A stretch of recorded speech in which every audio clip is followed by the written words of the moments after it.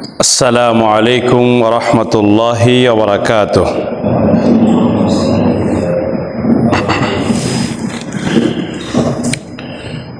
إن الحمد لله نحمده ونستعينه ونستغفره ونعوذ بالله من شرور أنفسنا ومن سيئات أعمالنا. من يهده الله فلا مضل له ومن يضلله فلا هادي له. وأشهد أن لا إله إلا الله وحده لا شريك له. وأشهد أن محمدًا عبده ورسوله صلى الله عليه وعلى آله وأصحابه وبارك وسلم. يا أيها الذين آمنوا اتقوا الله حق تقاته ولا تموتن إلا وأنتم مسلمون. يا أيها الناس اتقوا ربكم الذي خلقكم من نفس واحدة وخلق منها زوجها وبث منهما رجالا كثيرا ونساء. واتقوا الله الذي تساءلون به والأرحام إن الله كان عليكم رقيبا.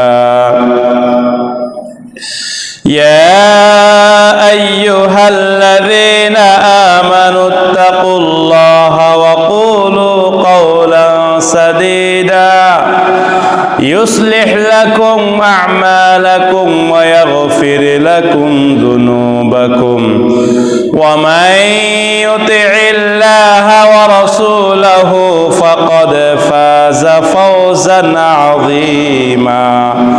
أما بعد فإن خير الحديث كتاب الله وخير الهدي هدي محمد صلى الله عليه وسلم وشر الأمور محدثاتها وكل محدثة بدعة وكل بدعة ضلالة وكل ضلالة في النار أو كما قال عليه الصلاة والسلام.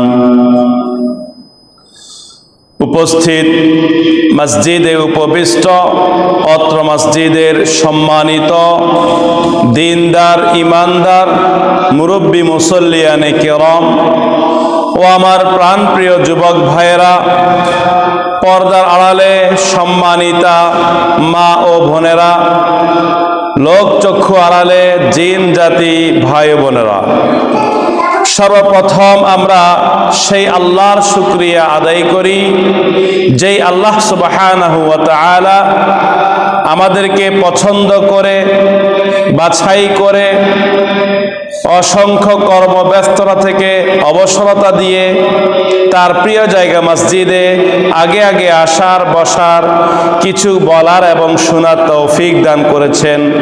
অন্তরের অন্তরস্থল থেকে সেই আল্লাহর প্রশংসা আদায় করি আলহামদুলিল্লাহ।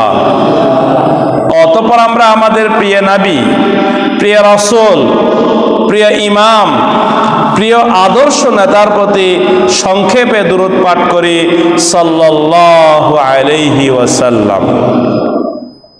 সম্মানিত উপস্থিতি, প্রতি জুমাবারের ন্যায় আজকের জুমায় আমরা একটি বিষয় সম্পর্কে আলোচনা শুনব। উক্ত বিষয়টি হচ্ছে আল গীবা।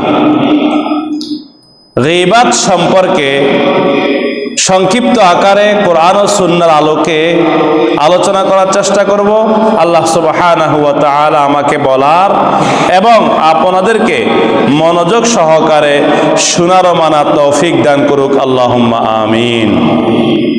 গীবাত আরবি শব্দ, এটা বাংলাতেও ব্যবহৃত হয় গীবাত। এটাকে পরনিন্দা বলা হয়। পরনিন্দা, পরের খারাপগুলোকে বর্ণনা করাকে, পরের দোষটাকে অন্যের কাছে বর্ণনা করাকেই গীবাত বলা হয়। আল্লাহ সুবহানাহু ওয়া তাআলা সূরা হুজরাতের 12 নং আয়াতে বললেন, আউযু বিল্লাহি মিনাশ শাইতানির রাজীম, ইয়া আইয়ুহাল্লাযীনা আমানু ইজতানিবু কাসীরাম মিনায-যন্ন ইন্না বা'দায-যন্নি ইসমুন ওয়া লা তাজাসসু ওয়া লা ইয়াগতাব বা'দুকুম বা'দা আইয়ুহিব্বু আহাদুকুম আন ইয়াকুলা লাহমা আখিহি মাইতা ফাকারিহতুমুহু ওয়াত্তাকুল্লাহ ইন্নাল্লাহা তাওয়াবুর রহিম। আল্লাহ সুবহানাহু ওয়া তাআলা বললেন, ইয়া আইয়ুহাল্লাযীনা আমানু, হে ঈমানদারগণ, হে যারা ঈমান এনেছ, ইজতানিবু কাসীরাম মিনায-যন্নি, তোমরা অধিক ধারণা করা থেকে বিরত থাকো। ধারণা করে আপনি বললেন অমুক মনে হয় এরকম, ধারণা করে আরেকজনের ব্যাপারে আপনি খারাপ কিছু মন্তব্য করলেন অন্য কারো কাছে, এরকম অনেক ধারণা, এরকম ধারণা করা থেকে বিরত থাকতে হবে। ইন্না বা'দায-যন্নি ইসমুন, কেননা কিছু কিছু ধারণার ভিতরে গুনাহ রয়েছে। আপনি ধারণা করে কিছু বললেন, সেটা মিলল না, তখন আপনার গুনাহ হবে। এজন্য কোনো ব্যাপারে কারো সম্পর্কে ধারণা করে কথা বলবেন না। ওয়ালা তাজাসসু, জাসুসি করবেন না। একজনের ব্যাপারে আরেকজনের দোষ ত্রুটি খুঁজতে যাবেন না। ওয়ালা ইয়াগতাব বা'দুকুম বা'দা, এবং একে অপরের গীবত করে বেড়াবেন না, পরনিন্দা করবেন না। আইয়ুহিব্বু আহাদুকুম, এই যে গীবত করা, পরনিন্দা করা, একের পিছনে আরেকজনে এই খারাপগুলো বর্ণনা করা, এগুলোকে আল্লাহ কিসের সাথে তুলনা দিচ্ছেন? আল্লাহ বলতেছেন, আইয়ুহিব্বু আহাদুকুম, তোমাদের কেউ কে ভালোবাসে, পছন্দ করবে, আইয়াকুলা লাহমা আখিহি মাইতা, তার মৃত ভাইয়ের গোশত খেতে। মৃত ভাইয়ের গোশত খাওয়া যেরকম অপছন্দনীয়, ফাকারিহতুমুহু, তোমরা এটাকে অপছন্দ করবে, ঘৃণা করবে। মরা ভাইয়ের গোশত খাওয়া, মৃত ভাইয়ের গোশত খাওয়া যেরকম ঘৃণা করবে, এরকম গীবত করাও এরকম একটা ঘৃণিত কাজ। ওয়াত্তাকুল্লাহ, সুতরাং তোমরা আল্লাহকে ভয় করে গীবতকে ছেড়ে দাও। ইন্নাল্লাহা তাওয়াবুর রহিম, নিশ্চয়ই আল্লাহ তওবা কবুলকারী, অতিশয় দয়ালু। সহিহ মুসলিম হাদিসের কিতাব, সুনানে আবু দাউদ হাদিসের কিতাব, দুইটি কিতাবে বর্ণিত রয়েছে। আন আবি হুরায়রা রাদিয়াল্লাহু আনহু ক্বালা, সাহাবী আবু হুরায়রা রাদিয়াল্লাহু আনহু থেকে বর্ণিত, তিনি বললেন, কিলা ইয়া রাসূলুল্লাহ মাল গীবা, আল্লাহ রাসূলকে প্রশ্ন করা হলো, হে আল্লাহ রাসূল, গীবত কি জিনিস? ক্বালা যিকরুকা আখাকা বিমা ইয়াকরাহু, গীবত হলো তোমার ভাইয়ের আলোচনা। তুমি তোমার ভাইয়ের আলোচনা করলে আরেক জায়গায়, যে আলোচনাটা সে শুনলে অপছন্দ করবে, তার মনে কষ্ট আসবে, এরকম কথাকেই গীবত বলা হয়। তখন আল্লাহ নবীকে প্রশ্ন করা হলো, জিজ্ঞাসা করা হলো, আফারাআইতা ইন কানা ফি আখি মা আকুলু, আমি যেটা বলবো সেটা যদি আমার ভাইয়ের মধ্যে থাকে। আমি আমার পাশের বাড়ির এক লোকের ব্যাপারে পিছনে বললাম, আসলে সে চোর, তারপরে তাকে বললাম যে এই চোর, আসলে সেই মিথ্যা কথা বলে, তার ব্যাপারে আরেকজনের কাছে বলতেছি সে মিথ্যুক, মিথ্যা কথা বলে, পিছনে বললাম, আসলে যদি তার ভিতরে সে অন্যায় থাকে। ক্বালা রাসূলুল্লাহি সাল্লাল্লাহু আলাইহি ওয়াসাল্লাম, আল্লাহ রাসূল সাল্লাল্লাহু আলাইহি ওয়াসাল্লাম বললেন, ইন কানা ফিহি মা তাকুলু ফাকাদ ইগতাবতাহু, তুমি যা বলেছো যদি আসলে সে লোকটা এরকম হয়ে থাকে, এটারই নাম গীবত। একজনের দোষ, তাকে গিয়ে বলবেন যে ভাই এটা আপনার দোষ, এটাকে আপনাকে শুদ্ধ করতে হবে। এই দোষটা আপনি পিছনে বলবেন, এটার নাম গীবত। দোষ সামনাসামনি বলতে হয়, দোষগুলো পিছনে বলা যায় না, পিছনে বললে গীবত। আর ওয়া ইল্লাম ইয়াকুন ফিহি মা তাকুলু, তুমি যা বললে এটা যদি তার ভিতরে না থাকে তাহলে ফাকাদ বাহাত্তাহু, তুমি অপবাদ দিয়েছ। কেউ কারো উপরে মিথ্যা অপবাদ দিলে তারে 80টা বেতার আঘাত করতে হয় মিথ্যা অপবাদ দিলে। এজন্য আমরা কারো ব্যাপারে মন্দগুলো পিছনে বলবো না, কারো যদি মন্দ আমরা দেখি সেটা তাকে সামনাসামনি বলবো। আল্লাহ আমাদেরকে তৌফিক দান করুক, আল্লাহুম্মা আমিন। আবু দাউদ হাদিসের কিতাব। عن أبي برزة الأسلمي رضي الله عنه قال, সাহাবী আবু বারজাত আল-আসলামী রাদিয়াল্লাহু আনহু থেকে বর্ণিত, তিনি বললেন قال رسول الله صلى الله عليه وسلم, আল্লাহ রাসূল সাল্লাল্লাহু আলাইহি ওয়াসাল্লাম বললেন, ইয়া মা'শারা মান আমানা বিলিসানিহি ওয়া লাম ইউদখিলুল ঈমানু ফি কলবিহি। আল্লাহ রাসূল কি বলে ডাকতেছেন? হে যারা মুখে ঈমান আনছো অন্তরে ঈমান আনো নাই, হে যারা মুখে ঈমান আনছো এখনো ঈমান তোমাদের অন্তরে ঢুকে নাই, লা তাগতাবু, তোমরা গীবত করিও না। তারা গীবত কারা করে? যারা মুখে ঈমানদার কিন্তু অন্তরে তাদের ঈমান ঢুকে নাই, এরকম লোকে গীবত করে। আল্লাহ রাসূল বললেন, হে যারা মুখে ঈমান আনছো ঈমান এখনো তোমাদের অন্তরে ঢুকে নাই, তোমরা লা তাগতাবুল মুসলিমিনা, মুসলিমদের গীবত করো না। ওয়ালা তাত্তাবিউ আওরাতাহুম, কার কি দোষ আছে কার কি অন্যায় আছে এগুলা খুঁজে বেড়াইও না, এগুলো অন্বেষণ করিও না। ফাইন্নাহু মান ইত্তাবা আওরাতাহুম, কেউ যদি এরকম মানুষের দোষ ত্রুটি খুঁজে বেড়ায় বলে বেড়ায়, ইয়াত্তাবিউল্লাহু আওরাতাহু, আল্লাহ তার দোষগুলো আল্লাহ তার অন্যায়গুলোকেও মানুষের নিকট প্রকাশ করে দিবেন। ওয়ামান ইয়াত্তাবিউল্লাহু আওরাতাহু, আল্লাহ যার এই দোষ ত্রুটি এভাবে প্রকাশ করে দিবেন, উন্মুক্ত করে দিবেন, ইয়াফসাহু ফি বাইতিহি, তখন সে বাড়ি থেকে বেরোতে লজ্জাবোধ করবে। আমি আপনি কেউ নিষ্পাপ নই, সবারই গুনাহ আছে, সবাই অন্যায়কারী, সবাই পাপী। আমরা কুল্লু বানি আদম খাত্তাউন, প্রত্যেক আদম সন্তানই হলো পাপী। ওয়া খায়রুল খাত্তাইনা তাওয়াবুন, এই পাপীদের মধ্যে সর্বোত্তম হচ্ছে যারা ফিরে আসে পাপ থেকে। যদি আল্লাহ এমন করে নিয়ম দিতেন যে ব্যক্তি যে পরিমাণ গুনাহ করেছে, যে ব্যক্তি যে পরিমাণ অন্যায় করেছে তার শরীর থেকে সেই পরিমাণ গন্ধ বের হবে, যদি এরকম আল্লাহর সিস্টেম রাখতেন তাহলে আমরা কেউ এখানে বসতে পারতাম না, একজনের গন্ধে একজন এখান থেকে পালায় চলে যেতাম। আমরা সবাই তো অপরাধী।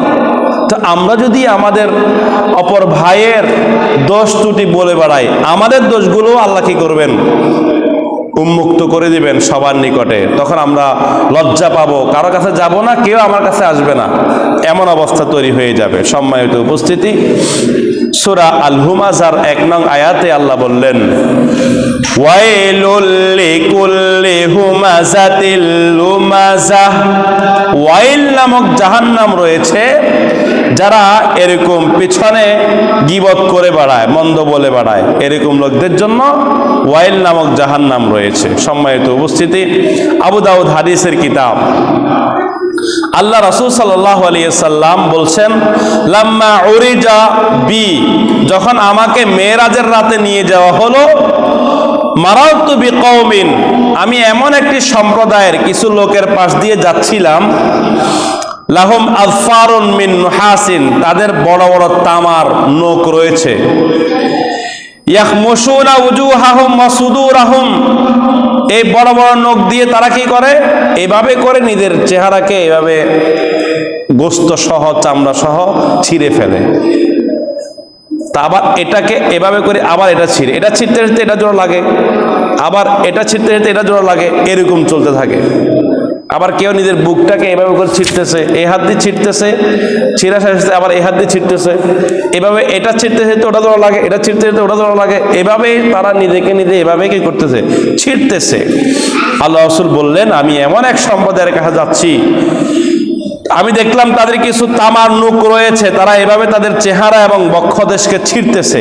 ফাকুলতু মান হাউলা ইয়া জিব্রাইল, আল্লাহ নবী বলছেন আমি জিব্রাইলকে জিজ্ঞাসা করলাম, হে জিব্রাইল এরা কারা, এদের কেন এরকম শাস্তি হচ্ছে, এরা কেন এরকম করতেছে? ক্বালা হাউলাই আল্লাযীনা ইয়াকুলুনা লুহুমান নাসি, এরা হলো তারা যারা দুনিয়াতে মানুষের গোশত খেত। মানুষের গোশত খাওয়া মানে গীবত করা। দুনিয়াতে মানুষের গোশত খাওয়া মানে কি? গীবত করা। যারা গীবত করত, ইয়াকাউনা ফি আরাদিহিম, মানুষের দোষ ত্রুটির পিছনে লেগে থাকতো, কার কি দোষ আছে সেটাই বলতে থাকতো। এরকম লোকদের জন্য এরকম শাস্তি রয়েছে মৃত্যুর পরে। সুতরাং আমরা সতর্ক থাকব, নিজেরা কারো অন্যায় দেখলে সেটা অপরের কাছে বলে বেড়াবো না। আল্লাহ আমাদেরকে তৌফিক দান করুক, আল্লাহুম্মা আমিন। আর দ্বীন ওয়ান নাসিহা, আল্লাহ নবী বলছেন দ্বীন হলো কল্যাণকামিতা। আপনি আপনার ভাইয়ের কল্যাণ কামনা করবেন। যদি আপনার কোনো ভাইয়ের ভিতরে দোষ দেখেন, সাথে সাথে দোয়া করবেন, আল্লাহ আমার ভাইয়ের ভিতর থেকে এই দোষটাকে দূর করে দেখ। আর দ্বীন ওয়ান নাসিহা, দ্বীন হলো কল্যাণকামিতা। আপনি সব সময় দোয়া করবেন অপরের জন্য।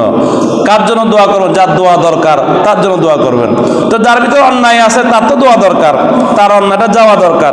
এই জন্য অন্যায়কারীদের অন্যায়গুলো বলে বেড়াবেন না, তাদের জন্য সবসময় দোয়া করবেন, আল্লাহ এরে হেদায়েত দান করুক, আমাদের এলাকার অমুক ব্যক্তিকে হেদায়েত দান করুক, তার জন্য দোয়া করবেন আপনি। আর দ্বীন ওয়ান নাসিহা, দ্বীন হলো কল্যাণকামিতা। সম্মানিত উপস্থিতি, সূরা হাশরের 9 নং আয়াতে আল্লাহ বললেন, ওয়ায়ুসিরুনা আলা আনফুসিহিম ওয়ালাউ কানা বিহিম খাসাসা, যারা জান্নাতি, যারা প্রকৃত মুসলিম ইমানদার ব্যক্তি, তাদের একটা বৈশিষ্ট্য হচ্ছে ওয়ায়ুসিরুনা আলা আনফুসিহিম, তারা নিজেদের চেয়ে অন্যকে সবসময় বেশি প্রাধান্য দেয়। ওয়ালাউ কানা বিহিম খাসাসা, যদিও নিজের ভিতরে দোষ ত্রুটি থাকে, যদিও নিজের ভিতরে অভাব থাকে, তারপরে অন্যকে দান করে। নিজের ভিতরে অভাব আছে তারপরে দান করে, নিজের ভিতরে দোষ ত্রুটি আছে সে অন্যের প্রশংসা করে, অন্যের দোষ ত্রুটি খুঁজে বেড়ায় না। সম্মানিত উপস্থিতি, তিরমিজি হাদিসের কিতাব। আল্লাহ রাসূল সাল্লাল্লাহু আলাইহি সাল্লাম বললেন, ইদা আসবাহা ইবনু আদম, আদম সন্তান যখন সকাল করে, ফাইনাল আ'দাআ কুল্লুহা, তার শরীরের সমস্ত অঙ্গ প্রত্যঙ্গগুলো, হাত পা অন্তর চোখ নাক সব কিছু, তুকাফিরুল লিসানা, এই জিহ্বাকে একেবারে অনুনয় বিনয় করে বলে, ইত্তাকিল্লাহা ফিনা ফাইন্নামা নাহনু বিকা, তুমি আমাদের ব্যাপারে আল্লাহকে ভয় করো, আমরা তো তোমার সাথে আছি। আমাদের অঙ্গ প্রত্যঙ্গগুলো জিহ্বাকে বলে, এই জিহ্বা তুমি আল্লাহকে ভয় করো, আমরা তো তোমার সাথে আছি। ফাইন ইস্তাকামতা ইস্তাকামতা, যদি তুমি ঠিক থাকো, সবসময় সত্য কথা বলো, মানুষের প্রশংসা করে বেড়াও, তোমারও প্রশংসা অন্য কেউ করবে। তোমার প্রশংসা করা মানে আমাদের পুরো অঙ্গ প্রত্যঙ্গ সবগুলোর প্রশংসা করা। ওয়া এনে জাজতা এজাজনা, যদি তুমি বাঁকা হয়ে যাও, মানুষের দোষ ত্রুটি বর্ণনা করতে শুরু করো, তোমার কারণে মানুষ এই অঙ্গ প্রত্যঙ্গ সবগুলোকেই মানুষ অপরাধী বলবে।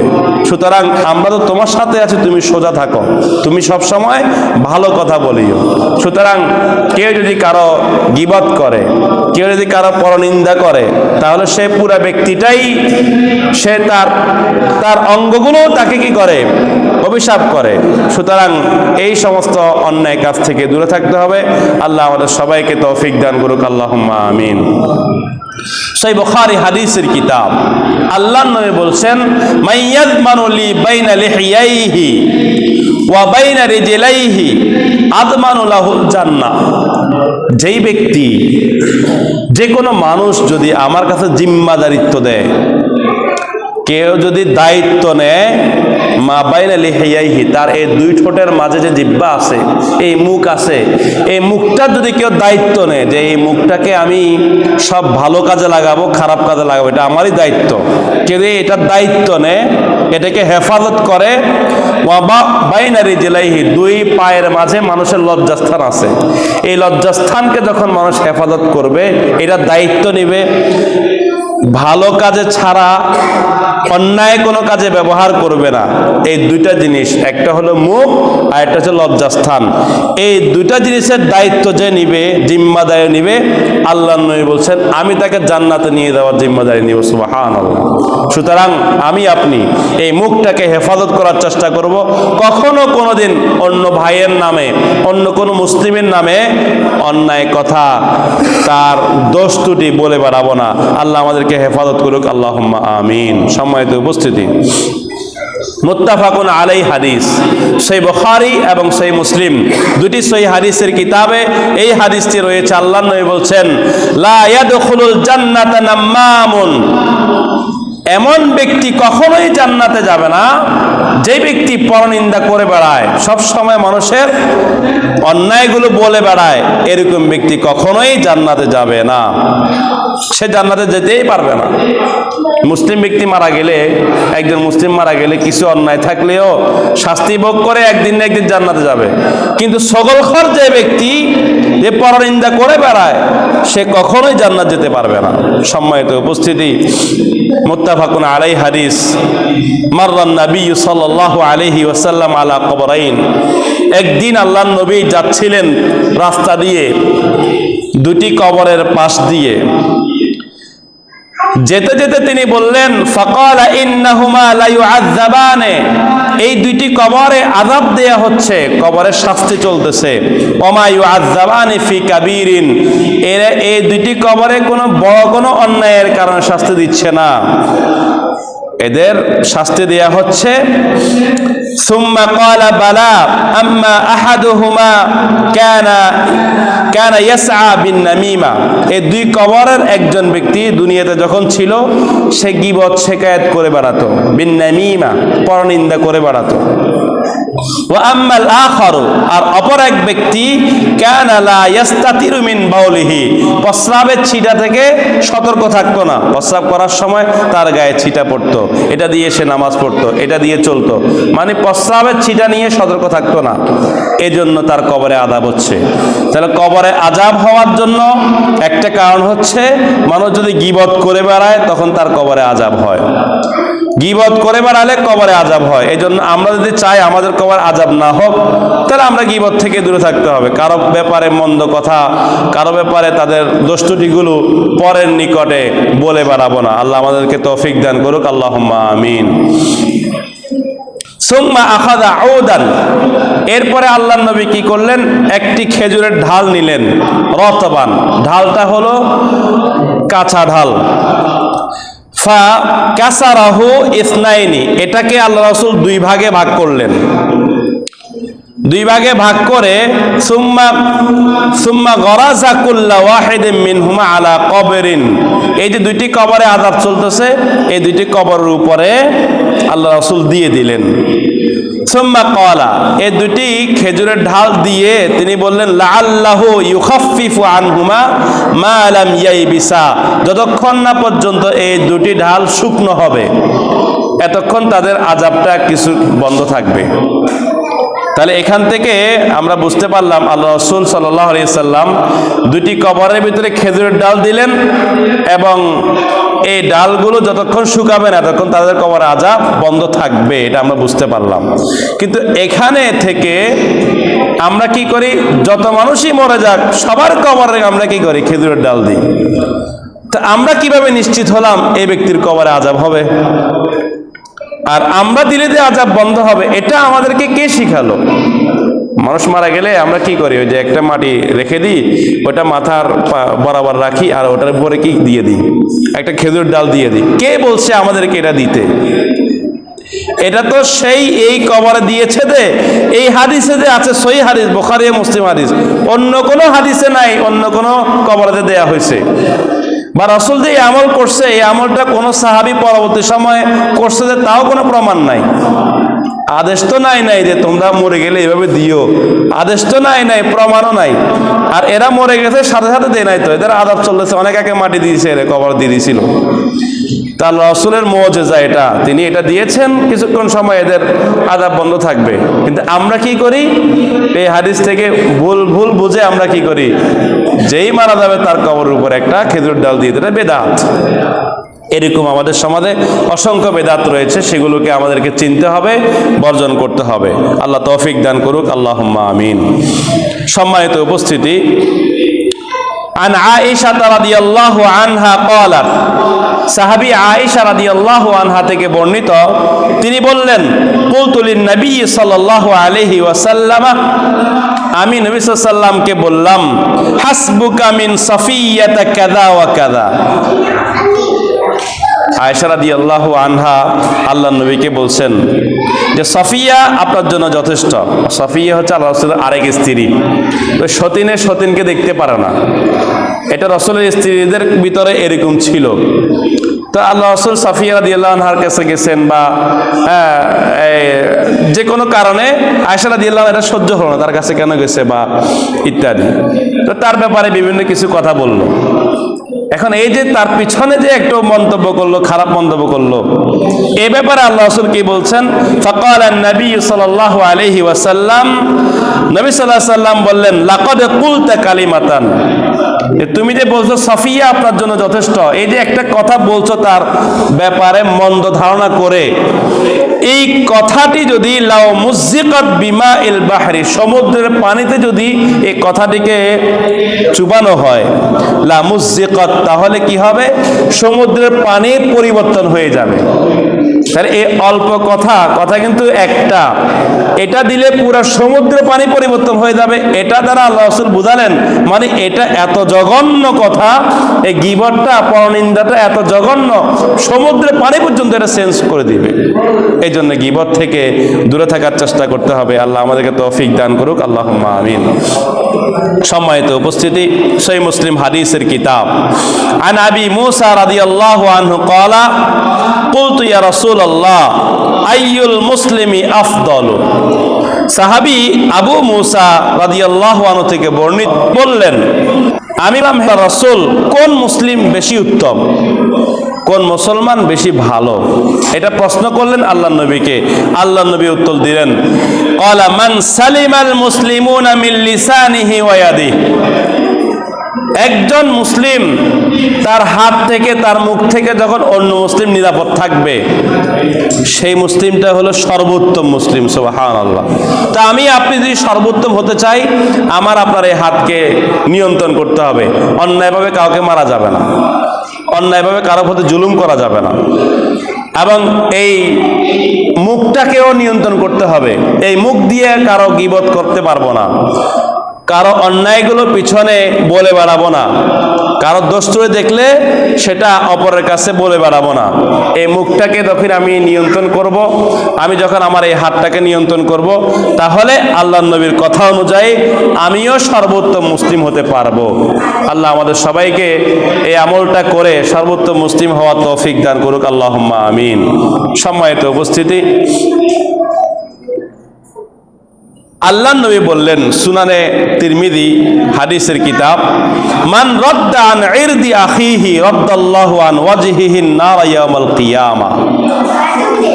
অনেক গুরুত্বপূর্ণ একটি হাদিস। আল্লাহর নবী বলছেন, কেউ যদি মান রাদ্দা আন ইরদি আখিহি, আপনার আরেক ভাইয়ের ব্যাপারে আপনার কাছে একজনে গীবত করতেছে, আপনার কাছে আপনার পাশের বাড়ির কারো ব্যাপারে গীবত করতেছে আরেকজনে, সাথে সাথে তাকে বন্ধ করা যায়, আর একটু বলবে না, সাথে সাথে তাকে আপনি স্টপ করা দিবেন, আর একটা কথাও বলবে না, গীবত আমার সামনে করতেই পারবে না।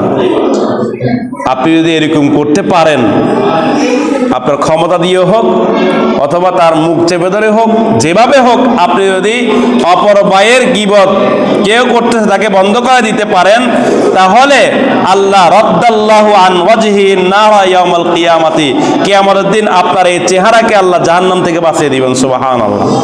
চেহারাকে জাহান্নাম থেকে বাঁচাবেন মানে আপনাকে জাহান্নাম থেকে আল্লাহ বাঁচিয়ে দিবেন। সুতরাং নিজে তো কখনো গীবত করবেন না, কারো কাছে গীবত শুনবেনও না। গীবত তো নিজে করবেন না, কাউকে করতেও দিবেন না, বাধা দিবেন। আল্লাহ আমাদের সবাইকে তৌফিক দান করুক, আল্লাহুম্মা আমিন। সম্মানিত উপস্থিতি, এই গীবত সম্পর্কে আমাদেরকে সতর্ক থাকতে হবে।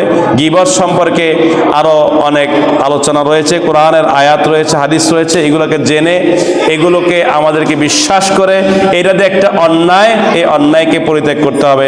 আল্লাহ আমাদের সবাইকে তৌফিক দান করুক, আল্লাহুম্মা আমিন। আমরা যেন আরো যত অন্যায় কাজ রয়েছে সেগুলো জেনে সেগুলো থেকে বেঁচে থাকতে পারি। আল্লাহ আমাদেরকে তৌফিক দান করুক, আল্লাহুম্মা আমিন। ইসলামের আরো যত মাসলা মাসাইল রয়েছে অনেকগুলো, যেগুলো আমাদের জানা নেই, এগুলো আমাদেরকে জানার এবং আমল করার তৌফিক দান করুক, আল্লাহুম্মা আমিন। এই বলে আজকের আলোচনা এখানে সংক্ষিপ্ত করলাম। ওয়া আখির দাওয়ানা আলহামদুলিল্লাহি রাব্বিল আলামিন। আসসালামু আলাইকুম ওয়া রাহমাতুল্লাহি ওয়া বারাকাতুহু।